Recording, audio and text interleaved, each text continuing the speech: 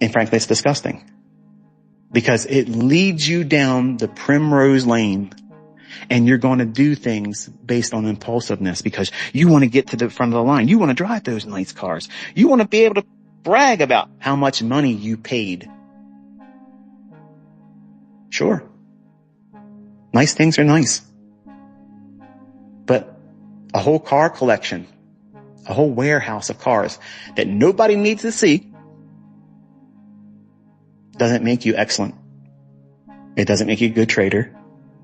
It doesn't define you as a person, female or male.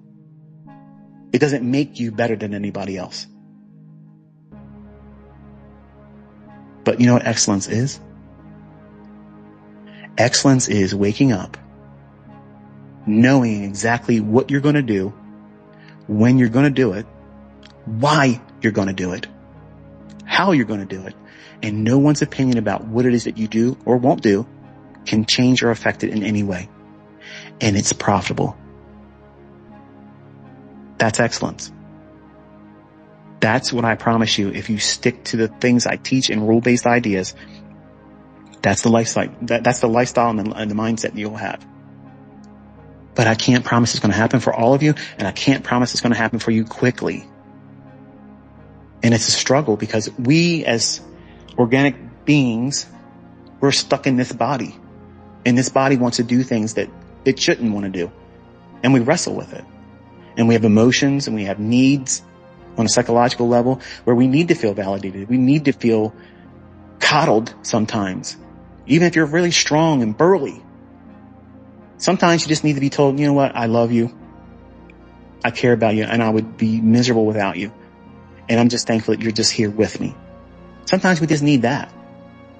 And when that's given to us, man, I would do anything for you because I know you care that way about me. That's living well. Not, I'm glad we have all this and I can afford this and I can do this for you and I can pay for that. That's not. That's superficial. That's all momentary. It's fleeting. It's here for 1 minute and it's gone. You need to have purpose in life. And I don't want people learning from me to get rich and go out there and flaunt what they have, because that level of living, that is very superficial. It's shallow. You can't make people with money like myself. I'm not impressed by any of that stuff. In fact, it's distasteful. And it's aimed at a demographic that is going to be motivated to pay for something when it's done that way. I want it so bad, I'll buy in on that idea because I want to be like that. And I've done that and I wasn't happy. And if they were happy, they wouldn't be shilling because they would be content. Contentment is, I don't have to do anything and I'm happy. I don't have to get out and do anything. I don't have to make YouTube videos for ad revenue. I don't have to go sell courses. You guys are barking for these books. I know what these books are going to do. I already told you everything in these books is on my YouTube channel. But I want to teach you how to live well as a trader. But that first half of your career, that first half is going to be filled with doubts, second thoughts, regrets, wishing you would have did this and not that. Wish I would have never listened to that person. I wish I would have learned this sooner. And you're going to wrestle with all these things that you have no control over. What if thinking? What if I did this? What if I did that? And what if it doesn't do this? And what if I don't make enough money to be able to pay for a house in cash in the next 5 years? What happens if you can get the down payment? Is that failure? No. So you have to allow your goals to be organic as well. Let them materialize as your skill set provides the means to be able to accomplish them. By forcing all this, I have to, you increase the level of demand on you. It's impossible to enjoy the process. When I was younger, I wanted to be a cook. And I loved watching cooking shows. There was an Asian man named Yan can cook. And just very good entertainer. I could barely understand what he was saying many times, but I was still entertained by it. And he would make these dishes beautifully. He would garnish them. He'd cut a turnip up and shape it all up and look like a turkey. And it was amazing stuff. And I was like, I want to make food that looks like that. Now think about what I just said. I wanted to be a cook so I can make food look like that. And you know what? I learned how to garnish things like fruit and vegetables and make them into animals and shapes. And I thought it's great. It was great. You know what it did for the taste of that? Nothing.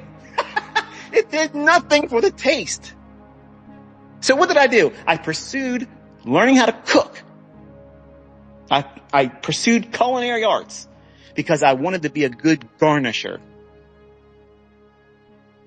I had no interest in making food taste good. I was young. I was 17 years old. Here I am watching public television.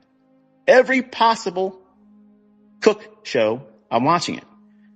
And VCR tapes in, recording it. And the ones I didn't like, I would record over the next time I was on. I was obsessive. But what was my task? I wanted to be a good garnisher. I wanted to make things look amazing with food. But it did nothing for my skill set in terms of making the food taste good. I'm sure Yan made that dish taste amazing. I never had the opportunity to taste it, but he certainly made it look beautiful. Just like cake decorating. I wanted to open up a bakery and I wanted to decorate cakes. I wanted the cakes to look amazing. And I learned all that piping technique and everything, how to make a cake look wonderful. My family loves when I make my own cakes. But when I first started learning about these, I couldn't make a cake that wasn't not overly dry. It didn't taste right. Something was off. And what was I doing? I was learning to make something look good. But I couldn't care less in the beginning if the thing tasted good. And then what I learned in my maturity is, you know what? Sure, I can boil water. Sure, I can do that. But what happens when I want to make the dish taste good? I don't have that yet. And that's where my focus turned to. I want to learn how to cook and make the dishes taste well. Good. Really, really good. And look good. So I bring this up, and some of you younger folks right now are probably getting irritated by this. You're like, man, what does this got to do with anything? You're just ranting on and on. Here's the message. Okay. Here's the moral. You're probably getting into trading because you want the Lamborghini lifestyle, and it's tasteless. It's superficial. It looks good. But everybody that puts that out there, I promise you, they are ate up with pursuits of feeling significant, that they're miserable. And they constantly have to keep putting that stuff out there because that defines them in the perception of everyone else around them. Because they feel inadequate. They feel it. And my advice to you is as you're learning how to do this and you start making money, don't fall into that trap, because it doesn't fill any hole. It creates this vacuum that you never fill. You never fill it. You might have lots of money and you're going to have to keep buying new cars and buying new things, buy new houses. You can only do that so much, folks, until it really comes down crashing on you. Like, this doesn't really make me happy doing this. So what is excellence for you? Send it to me as a tweet, as a response to this invitation here. Let me know what's success to you. What is excellence in success for you? What is that goal? Where's that mile marker exist in you? Because if you don't have that, if you haven't defined what that is, you're going to miss that target all the time. Did you miss it? Did it go over your head? Unless you define exactly what you're aiming for within reasonability of your proper skill set at this moment right now, or where you hope to be at some future time that's undefined, without a scheduled date to it, no expiration date. Success doesn't have an expiration date, and it doesn't have a best by date either. But so many times we treat it like it has to be this or nothing. And you wonder why you don't do well. Because subconsciously you said, if it doesn't happen by this time, then I don't want it at all. All or nothing. Oh, that's a gambler's mindset. And you need to have someone that's lived through that tell you that's what that is. And you maybe not thinking about it or recognizing it as such, but that's exactly what it is.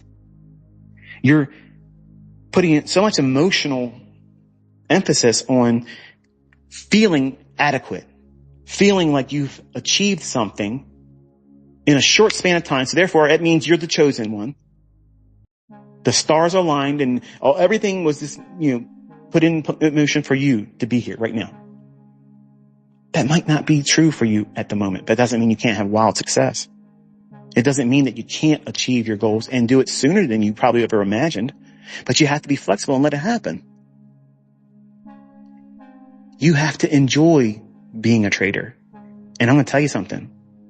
I have lots of people that make money learning what I teach, and they're not happy as a trader. They hate trading. Why? Because they're wrestling themselves. I hate trading. I hate trading. I make a lot of money. I wish I could do something else and make money. What are they telling you? Think about it. What are they saying to you by saying something like that? They're saying that they're not comfortable in their own skin. They don't like the risk. They don't like the uncertainty. They haven't embraced the outcome is whatever it's going to be, and they have no control over it. And 99% of those types of individuals are all influencers.